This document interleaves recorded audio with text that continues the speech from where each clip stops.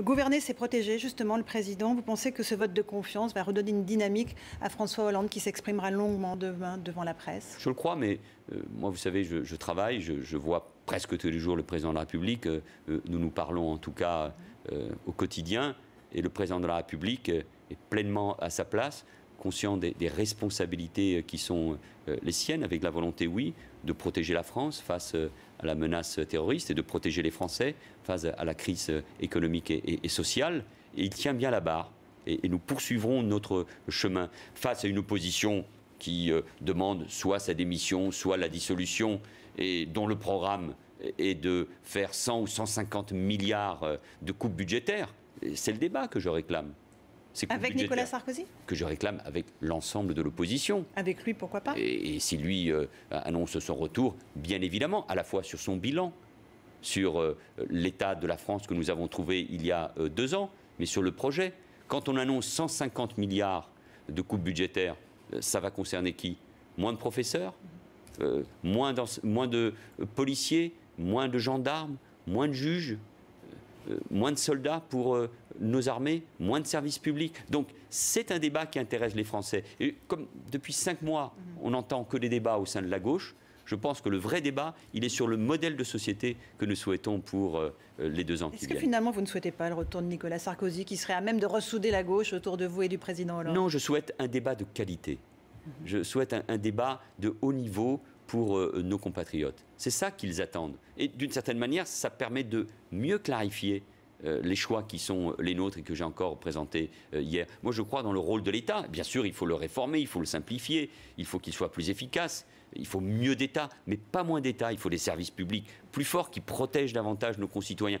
Quand nous faisons de l'école la priorité, quand nous créons 60 000 postes d'enseignants, quand nous créons davantage de postes de policiers et de juges, alors que dans l'école, dans la sécurité, dans la justice, au cours du quinquennat précédent, on a diminué ces postes-là. On a affaibli l'école de la République et la sécurité. Il y a là un débat. Nous voulons protéger les Français et préparer l'avenir de notre jeunesse. Ce sont nos grandes priorités. Le message à Nicolas Sarkozy est entendu. Vous accepteriez de débattre avec lui sur ce plateau?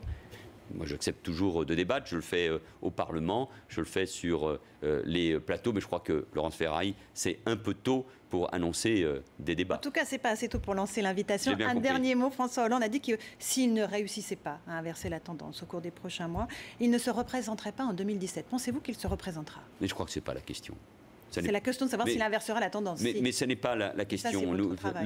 Mon travail, ma mission, c'est de faire en sorte que nous réussissions. Ce que j'ai dit hier, et parce que je pense que nous devons la vérité aux Français, c'est que les choix que nous avons faits, réduction des déficits, soutien aux entreprises, baisse des impôts, produiront des effets, produiront des résultats, mais qu'il faut du temps, parce que notre pays a perdu depuis 10 ans sa compétitivité. La compétitivité de ces entreprises a été mise à mal par rapport notamment à notre principal partenaire, l'Allemagne. Quand est-ce qu'elle arrivera à la reprise? Mais aujourd'hui, ce qui m'inquiète, c'est que non seulement la croissance est trop faible en France, mais elle est beaucoup trop faible en Europe. C'est pour cela que nous réclamons une réorientation de l'Europe. Les 300 milliards d'euros pour des investissements d'avenir, pour le numérique, pour les grandes infrastructures, pour la jeunesse, qui sont présentés par le président de la Commission européenne, Jean-Claude Juncker, voilà une bonne idée. Et c'est cette idée que nous soutenons. J'ai demandé, ou j'ai considéré que l'euro était trop fort. Il baisse grâce aux décisions prises par la Banque centrale européenne. Et je souhaite que tous nos partenaires européens se rendent bien compte. C'est pas vous qui avez influencé Mario Draghi? Non, la Banque centrale est européenne, mais